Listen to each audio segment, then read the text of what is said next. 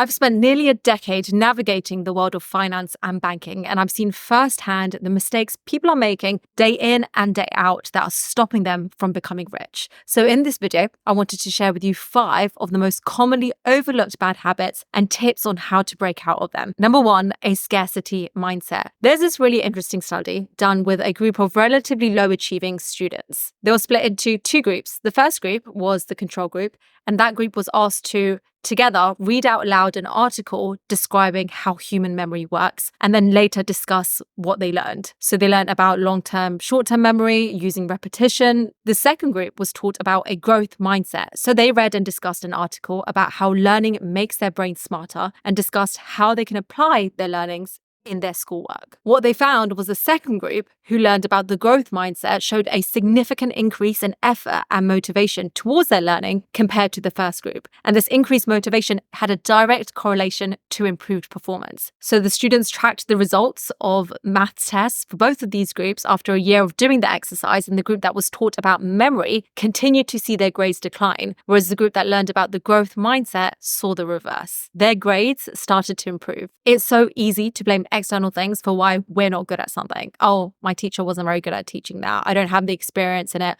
I don't have the right skills to be able to do something. And I'm guilty of this myself, but the act of reframing your mindset to one that is of abundance and growth, just making that shift, it really is the thing that changes your life's trajectory and what you're able to achieve. Every single person that I know that has acquired a lot of wealth has this in common: an abundance mindset and the belief that they can do it. Knowing that something is possible makes you much more likely to go for it and to put in the work to achieve it than if you think something is out of reach and success or financial wealth is something that is reserved for other people. Number 2, skimping on growth. This is something that I did a lot in my 20s, and it's only in the last few years that my perspective in paying for education has completely changed. Because before, I had this mentality that everything is available on the internet for free. So why should I pay for further education or learning when I could just take the time out to learn those things myself without having to pay for it? So when I started my YouTube channel, I had no understanding or background in anything creative. I didn't know how to work a camera, let alone anything about editing or social media. And at the start of my YouTube journey, I'll spend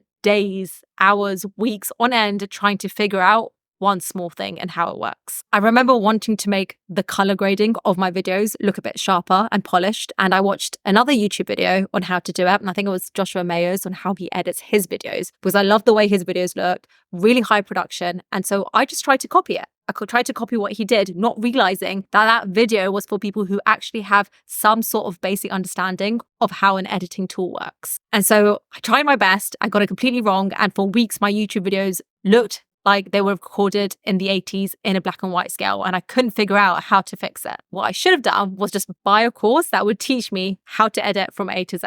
And I don't want this to sound disingenuous, because of course, here I am on YouTube selling courses, now suddenly talking about how courses are important. And it sounds typical, but I can honestly say that in the past year, the biggest category that I've spent money on after all my needs have been met is courses. I even bought a course that's helped me with my social skills. And that is the level of which I pay for learning and development now. Everything you want to learn or anything you want to solve or any part of you that you want to develop, don't skimp out on it, because it's only going to cost you in other ways. And to really grow and build wealth, you need to keep investing in your learning and education. Number 3, doing it all yourself. I saw a motivational quote the other day that read, "Beyonce has the same 24 hours in the day that we do." Great quote, except it missed the fact that our 24 hours aren't the same, and she has the ability to outsource pretty much everything that she could possibly think of, and she has a team to run it all. Although we definitely don't have the same 24 hours that she does, we can, however, find ways to achieve more in less time, because you don't have to do everything yourself anymore. And for almost everything, I've realized that there is some sort of free tool or system that can help you do the thing that you need to faster and better. That brings me very nicely to a tool that I use on a daily basis, and that is Grammarly, who are very kindly sponsoring today's video. According to a report by Forbes, we spend on average 88% of our work week communicating, and written communication takes up the largest amount of time in that. So whether it's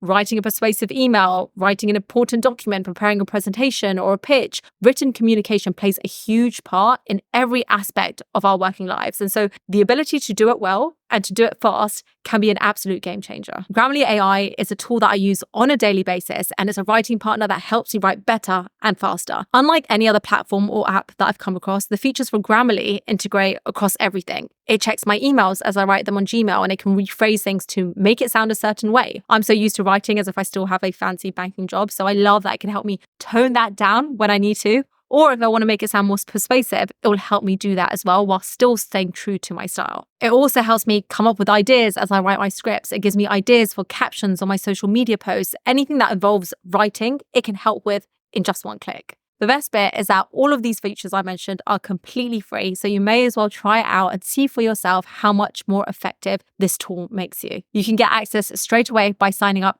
through the link in the description, grammarly.com/Nischa. Next, we have relying on being physically present. There's a quote from Warren Buffett that goes, "If you don't find a way to make money while you sleep, you will work until you die." It's a bit extreme, but it's true. The whole idea is that to achieve financial independence or financial freedom, which is ultimately what so many of us strive for, we need to create systems or have investments that generate income without the need for us having to continue to work. This concept is very different from what most of us are familiar with. We're used to thinking that we need to spend 40 years of our lives working and then rely on our retirement funds to live out the remaining years. But instead of going down that route, if we could look at our active income sources and think, how can I turn this into something that won't require me to be physically present, or at least not so involved in 5 or 10 years' time, then that is a way we can start thinking about how to make our money work for us whilst we sleep. Now, at the start of your career, this is a lot harder to do, and most, if not all sources of income require either a lot of time or a lot of money. But then after that, depending on how you play your cards and what you focus on after the initial stages, that will then dictate your path to financial independence. When it comes to running a business, for instance, a really good book that I recently reread for the second time is The E-Myth Revisited, which talks about how if you don't set up the systems in your business, you're always going to be working for money and needing to be physically present. When it comes to investing, Buffett's investment philosophy is centered around the idea of buying and holding a diversified portfolio of high quality companies that can grow over time, effectively making money without the need for constant involvement. With the income sources that are coming into your life right now, think about how can I use this as leverage to set myself up in a way where I don't need to rely